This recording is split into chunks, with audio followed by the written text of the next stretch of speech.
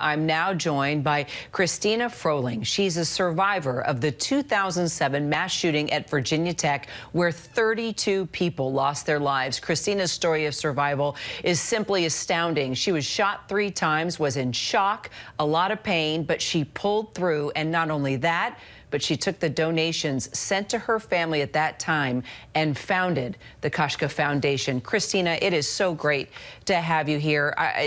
Unfortunately, not great under these circumstances, but just to be able to talk to you and what you're doing now. Thank you so much for being here. Thank you for having me. That was a very emotional interview to listen to. And that was what I wanted to ask you. My first question, as you heard that interview from that teacher and how he lost his 11 students, he survived. What was going through your mind? What was it bringing you back to as you listened to that? I think for all survivors, I mean, it brings us back to our events, the day of our shooting. In my classroom, we lost 12 individuals. My teacher was unfortunately killed, Madam Novak. And so I can very much relate to the fear and those moments that he's talking about when you are praying and waiting for the event to be over.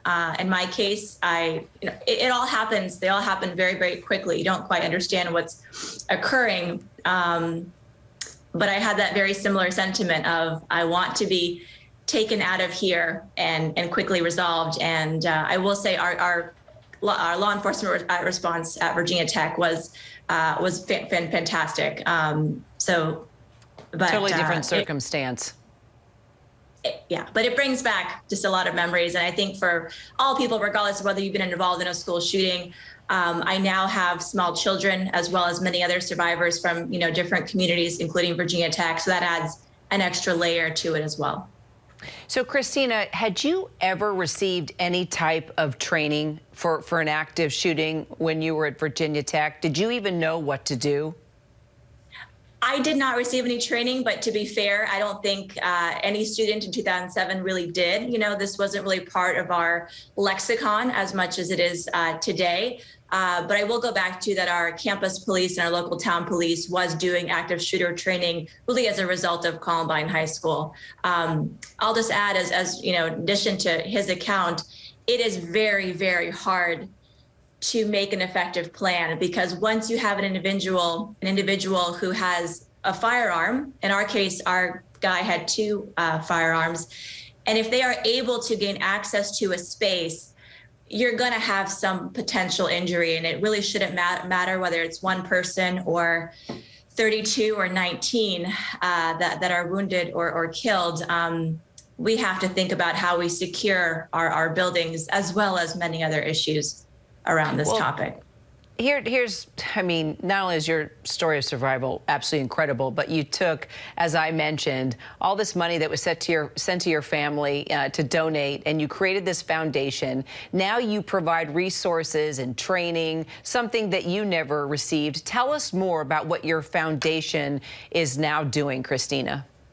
Yeah, thank you. So it's the Koshka Foundation. Koshka is a family nickname I have still growing up, has nothing to do with school safety. We work with school districts and law enforcement agencies and different groups that are already doing these kind of, day-long safety assemblies or conversations with teachers, and we'll bring in survivors. We'll work with survivors from Columbine High School, Virginia Tech, the Washington Navy Yard incident, and add kind of a human element to speak to teachers or parents or students, older students, usually in colleges, about what to do and how to make a plan. And we also really advocate for the establishment of behavioral threat assessment teams, which is really looking at most school shooters have a prior connection to that environment. They're a former student or a current student or a parent.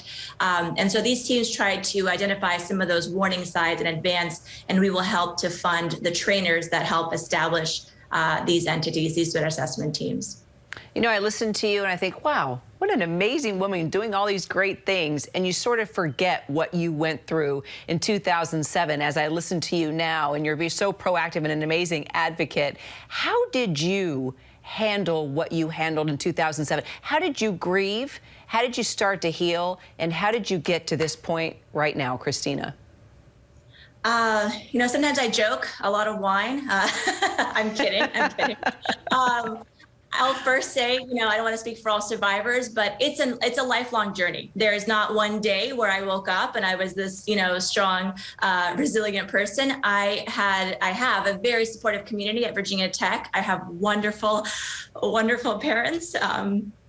Excuse me. I have wonderful parents and I had wonderful therapists. I've worked with a variety of mental health professionals who really sat with the grief and the pain, and I was able to kind of talk through the day with them.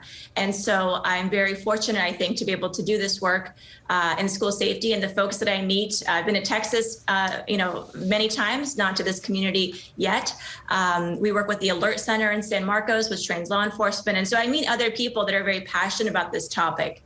And it helps to reinforce that message that what happened to us at Virginia Tech will not be in vain. And as the teacher from Uvalde just mentioned, I think one thing all survivors want is their event to be remembered, and they want to see some positive action, something meaningful to come out of that.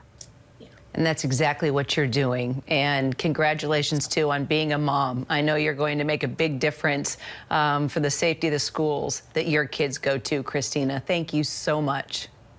Thank you very much. Kristina Anderson. And tonight you can watch our ABC News Live special, Guns in America, from Buffalo to Uvalde. That's at 8:30 Eastern, 9 Pacific, right here on ABC News Live, also streaming on Hulu. And you can get more in-depth coverage on abcnews.com or by scanning the QR code that you see right there on your screen. Hi everyone, George Stephanopoulos here. Thanks for checking out the ABC News YouTube channel. If you'd like to get more videos, show highlights, and watch live event coverage, click on the right over here to subscribe to our channel, and don't forget to download the ABC News app for breaking news alerts. Thanks for watching.